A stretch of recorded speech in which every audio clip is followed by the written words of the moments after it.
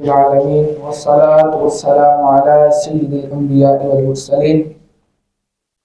أما بعد فأعوذ بالله من الشيطان الرجيم بسم الله الرحمن الرحيم قال الله تبارك وتعالى في القرآن المجيد كلوا من طيبات ما رزقناكم واشكروا لله إن كنتم إياه تعبدون صدق الله مولانا العظيم وصدق رسوله النبي الكريم الأمين ونحن على ذلك لمن الشاهدين والشاكرين ببركته إن الله وملائكته يصلون على النبي يا أيها الذين آمنوا صلوا عليه وسلموا تسليما ملك البريج السلام عليك يا رسول الله وعلى آلك وأصحابك يا حبيب الله الصلاة والسلام عليك يا نبي الله وعلى آلك وأصحابك يا رسول الله. قرآن پاک میں اللہ تبارک و تعالی نے انسان کو ایک حکم ارشاد فرمایا ہے کلوا من طیبات ما رزقناکم، کہ جو ہم نے تمہیں رزق دیا اس میں سے پاکیزہ رزق کھاؤ، واشکروا للہ، اور اللہ کا شکر ادا کرو، ان کنتم ایاہ تعبدون، اگر تم اس کے بندے ہو۔ تو اس آیت مبارکہ میں اللہ تبارک و تعالی نے انسان کو حلال کھانے کا حکم ارشاد فرمایا ہے، اور رزق حلال کمانا اور رزق حلال کھانا یہ انسان کے لیے نہایت ضروری ہے۔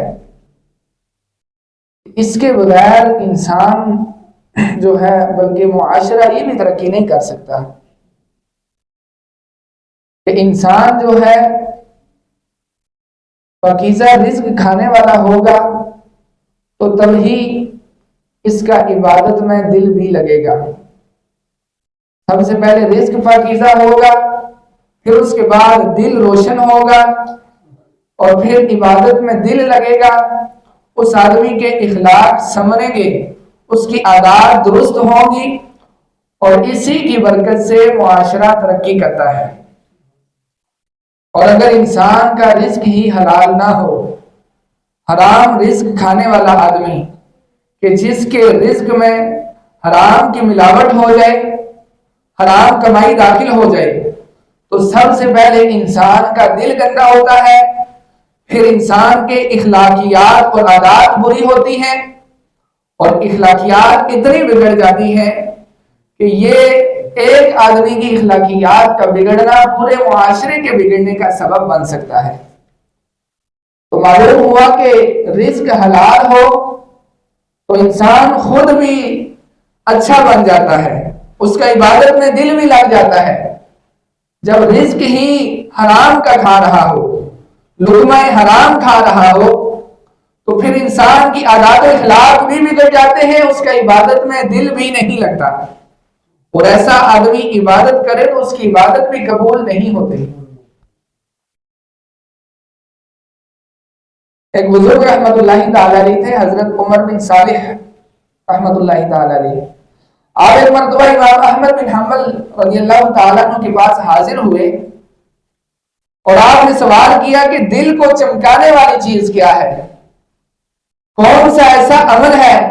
کون سا ایسا کام ہے کہ جس کی برکت سے انسان کا دل چمک جاتا ہے؟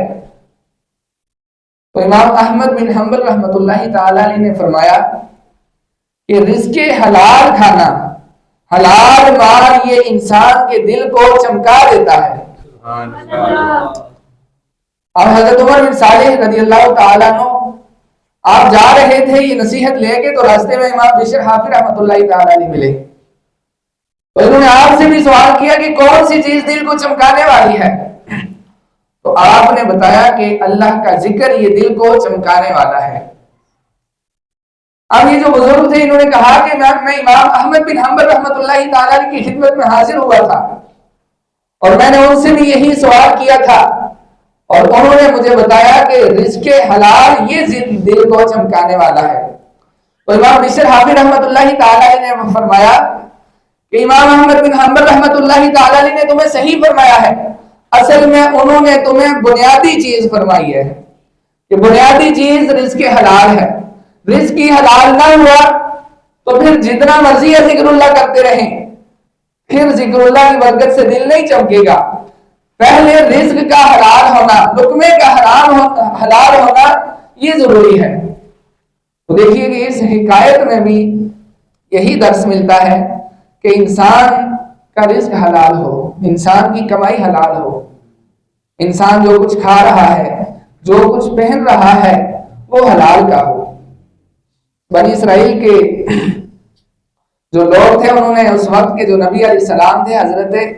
شعیہ علیہ السلام، ان سے سوال کیا کہ اے نبی اللہ، ہم نمازیں پڑھتے ہیں، ہمیں ہماری نمازیں ہمارے دل کو روشن نہیں کرتی، ہم رو رو کر اللہ کی بارگاہ میں دعائیں کرتے ہیں لیکن ہماری دعائیں قبول نہیں ہوتی، ہم روزے رکھتے ہیں، روزوں کی برکات ہمیں نہیں ملتی، زکات دیتے ہیں لیکن زکات کی برکتیں ہمیں نہیں ملتی، اس کی کیا وجہ ہے؟ اللہ تبارک و تعالی نے نبی علیہ السلام کی طرف وحی فرمائی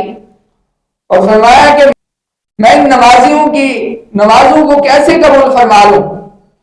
میں ان نمازیوں کے دلوں کو کیسے منور فرما دوں جبکہ ان کے دل دنیا میں لگے ہوئے ہیں، اور فرمایا کہ میں ان کے روزوں کو کیسے قبول فرما لوں جبکہ وہ روزے کی طاقت حرام سے حاصل کرتے ہیں، حرام مال کھا کے جو طاقت حاصل کرتے ہیں اس سے روزہ رکھتے ہیں، میں ان کی نمازوں کو، میں ان کے روزوں کو کیسے قبول فرما لوں۔ حضرت ابراہیم بن ادہم رحمۃ اللہ تعالی علیہ، آپ کی زندگی جو ہے نا یہ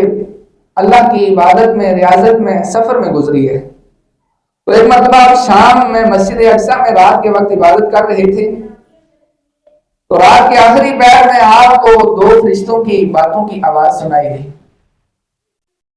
ایک فرشتے نے دوسرے سے کہا کہ یہ وہی ابراہیم بن ادہم ہے، دوسرے نے کہا ہاں یہ وہی ابراہیم بن ادہم ہے کہ جنہیں اللہ نے ان کے درجے سے نیچے کر دیا ہے۔ ایک پہلے فرشتے نے پوچھا کہ کس وجہ سے اللہ تبارک و تعالیٰ نے ان کے رتبے کو کم کیا ہے، تو دوسرے نے بتایا کہ خدا دن یہ ایک بازار سے گزر رہے تھے، وہاں سے انہوں نے کچھ کھجوریں خریدی، اور جب کھجوریں خریدی تو جو دکاندار تھا اس کے ہاتھ سے کھجور ڈالتے ہوئے، شاپر میں ڈالتے ہوئے زمین پر گر گئی۔ اب وہ کھجور انہوں نے اپنی سمجھ کے اٹھا کے کھائی، اس کی وجہ سے اللہ تبارک و تعالیٰ نے ان کے رتبے کو کم کر دیا ہے۔ آپ نے جب یہ بات سنی تو دوسرے دن آپ بازار میں اسی دکان پر گئے اور آپ نے اس شخص کو ایک کھجور واپس کی۔ پھر دوسرے دن پھر آپ نے فرشتوں کی یہی باتیں سنی کہ فرشتے باتیں کر رہے تھے کہ یہ وہی ابراہیم بن ادہم ہے کہ جنہیں اللہ تبارک و تعالیٰ نے پھر وہی مقام دوبارہ عطا فرما دیا ہے۔ تو دیکھیے کہ ایک کھجور بغیر اجازت کے کھا لینے سے اللہ تبارک و تعالیٰ کی بارگاہ میں انسان کا درجہ رتبہ کم ہو جاتا ہے۔ ہمارے معاشرے کا تو حال ہی بگڑا ہوا ہے، دکان پر کہیں فروٹ لینے، کہیں کھجوریں لینے کھڑے ہوں تو چیک کرتے کرتے 3-4 کھا جاتے ہیں، فروٹ لینے کھڑے ہو گئے تو اجازت نہیں لی، ویسے چیک کرنے کے لیے تھوڑا سا فروٹ کھا گئے، تو یہ ناجائز و حرام ہے۔ بغیر اجازت کسی کی کوئی بھی چیز اٹھانا، استعمال کرنا منع ہے۔ بنی اسرائیل میں ایک شخص تھا، اس نے اپنی زندگی میں توبہ کی اور عبادت شروع کر دی، اور 70 سال تک وہ شخص عبادت کرتا رہا، اور جب اسی حالت میں اس کا انتقال ہوا تو مرنے کے بعد کسی نے خواب میں دیکھا اور پوچھا ما فعل اللہ بکا، اللہ تبارک و تعالیٰ نے تمہارے ساتھ کیا حال کیا ہے؟ تو اس شخص نے بتایا کہ اللہ تبارک و تعالیٰ نے مجھے بخش دیا،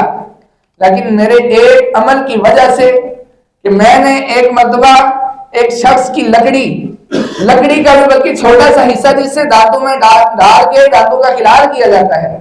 ایسے گوشت کھانے کے بعد ہم دانتوں میں کسی لکڑی سے دانت صاف کرتے ہیں، اور اس نے بتایا کہ میں نے کسی شخص کی لکڑی بغیر اجازت سے اٹھا کے اپنے دانتوں میں خلال کیا تھا، اور میں اس شخص سے وہ لکڑی معاف کروانا بھول گیا تھا، وہ معاف نہیں کروا سکا، اس ایک عمل کی وجہ سے اللہ تبارک و تعالیٰ نے اب تک مجھے جنت میں جانے سے روکا ہوا ہے۔ کتنی غور کرنے والی بات ہے، ہم اتنی چھوٹی سی چیز کی تو پرواہ ہی نہیں کرتے، ہم تو بڑی بڑی چیزیں لوگوں کی اٹھا کے حرم کر جاتے ہیں، ناجائز قبضہ کر لیا کسی کی چیز پر. تو دیکھیں اللہ تبارک و تعالیٰ کے ہاں ایک تنکے کی بھی اہمیت ہے. تو یہ بڑی قابل غور بات ہے. انسان نیک اعمال تو کرتا رہے لیکن حقوق العباد کا خیال نہ رکھے تو بعض اوقات یہی انسان کے لیے وبال کا سبب بن سکتے ہیں. کسی کے جوتے بغیر اجازت پہن لیے، کسی کی کوئی اور چیز بغیر اجازت اٹھا کے استعمال کرنے شروع کر دی. تو ان چیزوں کی شریعت میں بالکل اجازت نہیں ہے. ہمارے ہاں تو جوتے دوسرے کے پہن لیے بغیر اجازت، عام طور پر گھروں میں جو ہوتا ہے وہ عرف ہے کہ بھائی کے دوسرے بھائی نے پہن لیے، ایسا اس کی اجازت ہوتی ہے. لیکن مسجد میں آئے ہیں یا کہیں اور گئے ہیں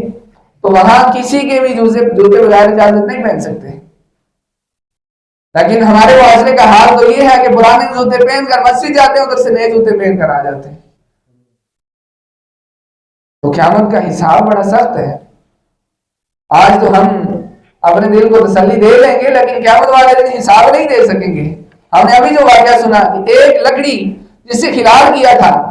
اب جس بندے کی وہ لکڑی تھی اس کو بھی اس چیز کی پرواہ نہیں ہوگی، لیکن اللہ کے ہاں تو اس کی اہمیت ہے نا. اس لکڑی کی وجہ سے اللہ تبارک و تعالیٰ نے اب تک اس شخص کو جنت میں جانے سے روکا ہوا ہے. تو اس لیے کسی کی چیز یہ بغیر اجازت کے اٹھا کر استعمال نہیں کرنی چاہیے.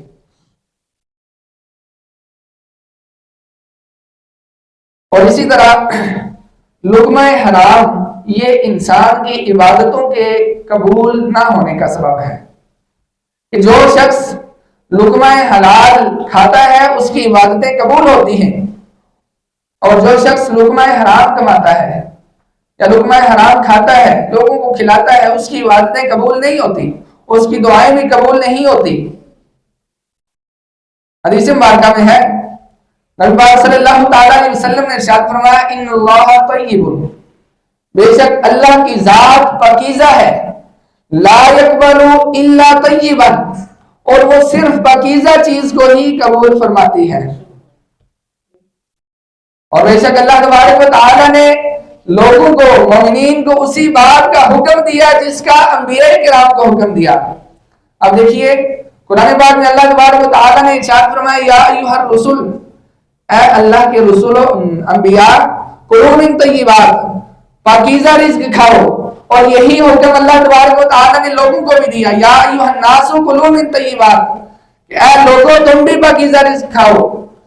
یعنی جو حکم اللہ تبارک و تعالیٰ نے انبیاء کو دیا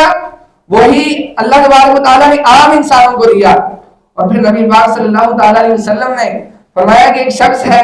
اس حال میں آتا ہے کہ بہت دور سے سفر کر کے آیا ہے، تھکا ہوا ہے، اس کے جو بال ہیں بکھرے ہوئے ہیں، کپڑے جناب بکھرے ہوئے ہیں، اور اللہ تبارک و تعالیٰ کی بارگاہ میں گر گڑا کر دعائیں کر رہا ہے.